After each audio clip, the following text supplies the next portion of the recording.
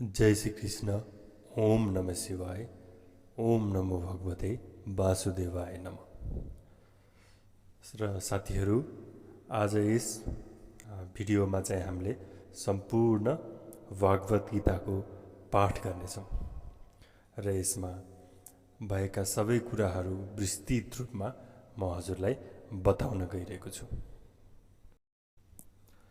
र साथीहरू, श्रीमद् भागवत गीताको मुख्य विषयको अनुक्रमणिका हामी थाहा पाऊँ र हामीले के जान्न जरुरी छ भने यो श्रीमद् भागवत गीतामा सम्पूर्ण रूपमा 18वटा अध्यायहरू छन्। अध्याय 1 देखि लिएर अध्याय 18 सम्म छन् र यो अध्याय 1 देखि अध्याय 18 सम्म के छ भनेर म हजुरलाई सम्पूर्ण वाचन गर्दैछु र यो कुन अध्यायमा केसको बारेमा के विस्तृत रूपमा जानकारी गरिएको छ म त्यो पनि हजुरलाई भन्छु। यो भागवत गीता सुरु गर्नु अगाडि यो विषयको मुख्य अनुक्रमणिका र अध्यायले भन्न खोजेको के हो त्यो म हजुरलाई विस्तृत रूपमा जानकारी गराउँछु। पहिलो सुरुमा अध्याय 1 को कुरा गरौँ। अध्याय 1 अर्जुन विषाद योगमा आधारित छ र यो अध्याय 1 मा टोटल 47वटा श्लोक संख्या रहेका छन्। यो अर्जुन विषाद योगको अध्यायमा के हुन्छ भन्दाखेरि दुवै पक्षका मुख्य योद्धाहरूको परिचय हुन्छ र परिचयात्मक गणना हुन्छ। दुवैतर्फका सेना प्रमुखहरूबाट शोखध्वनि, अर्जुनद्वारा दुवैतर्फका सैनिकहरूको निरीक्षणको प्रसङ्ग, मोहव्याप्त अर्जुनको शोक, स्नेह र डरयुक्त वाणी, यी सबै कुराहरू अध्याय 1 अर्जुन विषाद योगमा हामीले सुन्न पाउँछौँ र हामीले यसबाट निकै ज्ञान पनि लिन पाउँछौँ। अब अध्याय 2 को कुरा गरौँ। अध्याय 2 साङ्ख्ययोग। अध्याय 2 मा टोटल 72वटा श्लोक संख्याहरू रहेका छन्। यसमा अर्जुनको कायरता सम्बन्धमा श्रीकृष्ण र अर्जुनको संवाद, साङ्ख्ययोग सम्बन्धमा प्रकाश, क्षेत्रीय धर्म अनुसार युद्ध गर्नु आवश्यक हुने निरूपण, कर्मयोग विषयमा प्रकाश, स्थिर बुद्धि पुरुषको लक्षण र महिमा, यी सबैको बारेमा अध्याय 2 साङ्ख्ययोगमा हामीले यसको बारेमा कुरा गर्नेछौँ। अब अध्याय 3 को बारेमा कुरा गरौँ। अध्याय 3 यानी कर्मयोग। यो अध्यायमा टोटल 43वटा श्लोक संख्या रहेको छ। यो कर्मयोग अध्याय 3 मा ज्ञान योग र कर्मयोग अनुसार अनासक्त भावबाट नियत कर्म गर्नका निमित्त श्रेष्ठताको निरूपण, यज्ञादि कर्महरूको आवश्यकताको निरूपण, ज्ञानवान र भगवानका निम्ति पनि लोक संग्रहार्थ कर्महरूको आवश्यकता, अज्ञानी र ज्ञानवानको लक्षण तथा राग देशबाट रहित भएर कर्म गर्ने प्रेरणा, काम निरोधको विषय, यी सबै कुराहरूको हामी अध्याय 3 कर्मयोगमा कुरा गर्नेछौँ। अध्याय 4 यानी ज्ञान कर्म सन्यास योग। यो अध्याय 4 मा टोटल 42वटा श्लोक संख्या रहेको छ।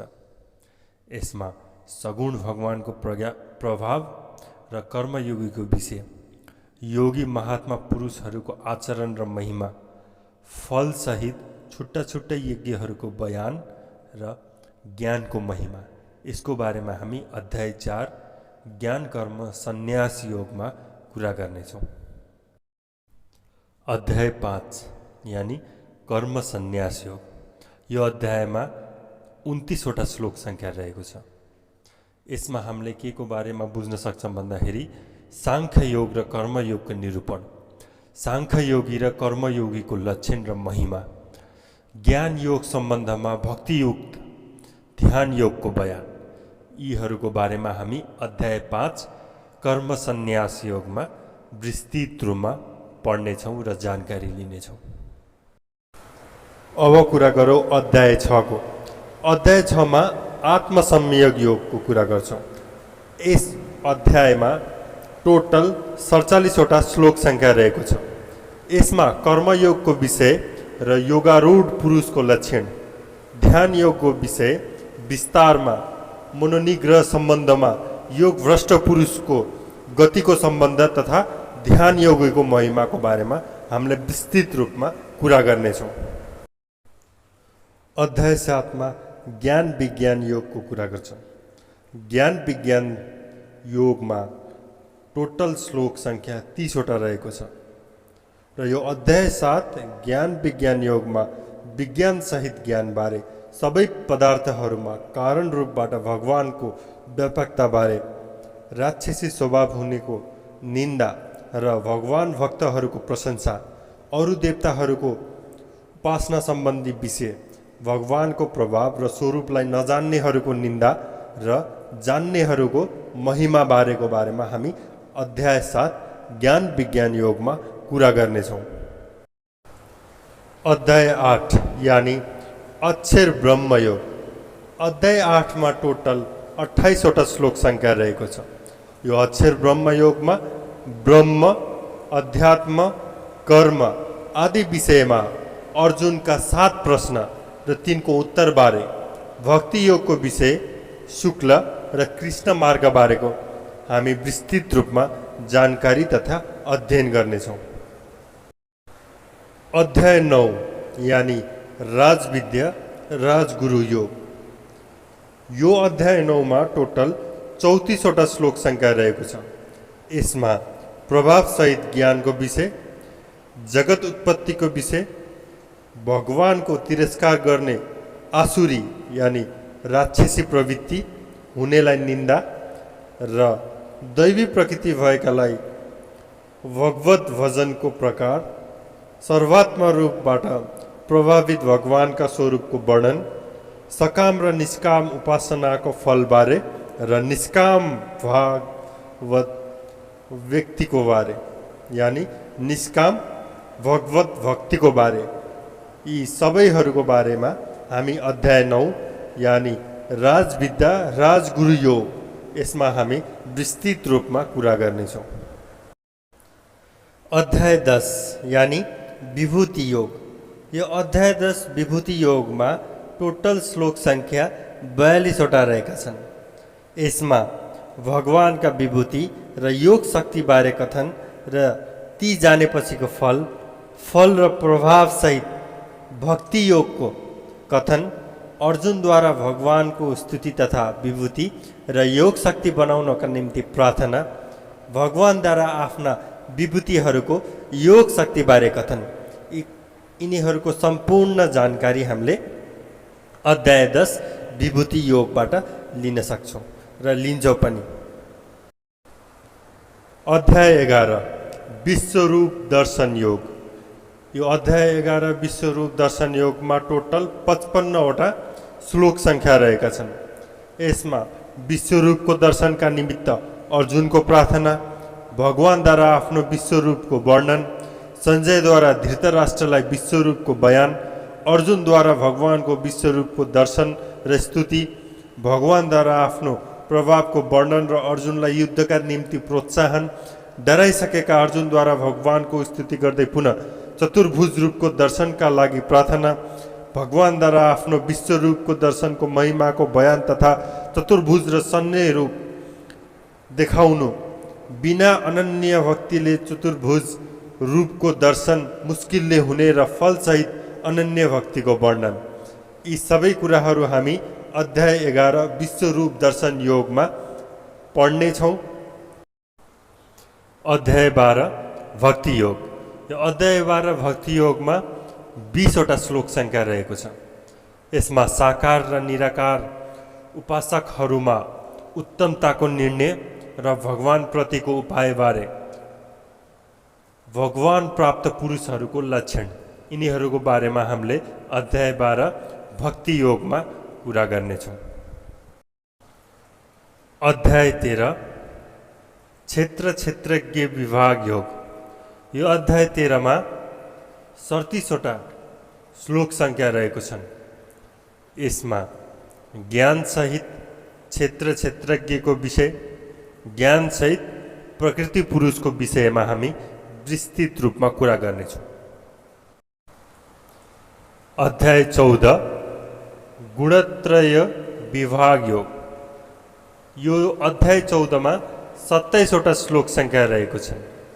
यसमा ज्ञानको महिमा र प्रकृति पुरुषबाट जगतको उत्पत्ति, सत्व, रज र तम तीन गुणहरूको विषय, भगवत प्राप्तिको उपाय र गुणातीत पुरुषको लक्षण, यिनीहरूको बारेमा हामीले अध्याय 14 गुणत्रय विभाग योगमा हामीले पढ्नेछौँ र विस्तृत रूपमा यसको जानकारी लिनेछौँ।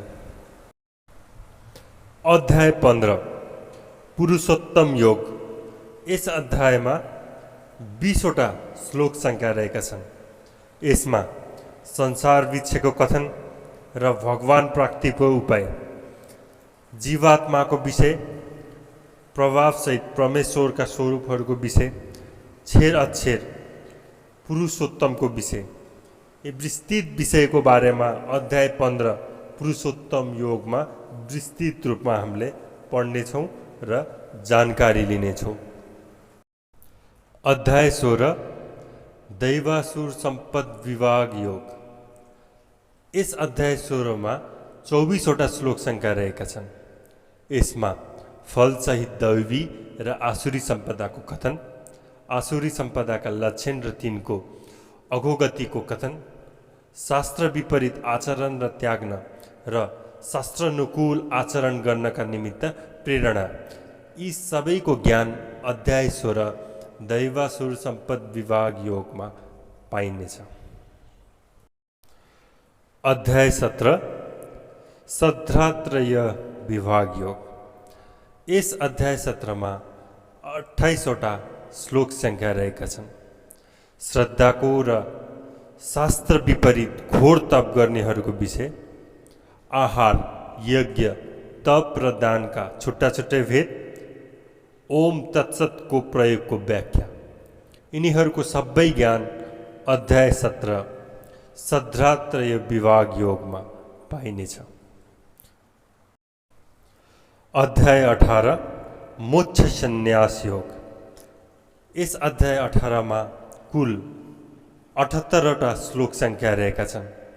यसमा त्यागको विषय, कर्म हुनुमा सांख्य सिद्धको कथन, तीन गुण अनुसार ज्ञान, कर्म, कर्ता, बुद्धि, धृति र सुखका छुट्टा छुट्टै भेद, फलसहित वर्ण धर्मको विषय, ज्ञान निष्ठाको विषय, भक्तिसहित कर्मयोगको विषय, श्री गीताजीको महात्म्य, यी सबै कुरा हामी अध्याय 18 मोक्ष सन्यास योगमा विस्तृत रूपमा जान्नेछौँ र बुझ्नेछौँ।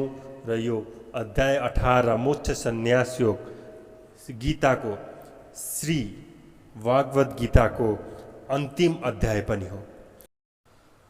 र हामीले अध्याय 1 देखि अध्याय 18 सम्म श्रीमद् भागवत गीताको सबै अध्यायहरूको विस्तृत रूपमा जानकारी लिएका छौँ। सबै अध्यायले भन्न खोजेको के हो, सिकाउन खोजेको के हो, हामीले विस्तृत रूपमा जानकारी लिएका छौँ। र यसपछि हामी सम्पूर्ण अध्यायहरू अर्जुन विषाद योगदेखि लिएर सुरुदेखि अर्जुन विषाद योगदेखि लिएर हामी अध्याय 18 सम्म मोक्ष सन्यास योगसम्म हामी एकदमै डिटेल रूपमा श्रीमद् भागवत गीताको अध्ययन गर्नेछौँ, बुझ्नेछौँ, यसबाट एकदमै ज्ञानहरू लिनेछौँ र हाम्रो डे टु डे लाइफमा यसको प्रयोग पनि गर्नेछौँ। जय श्री कृष्ण।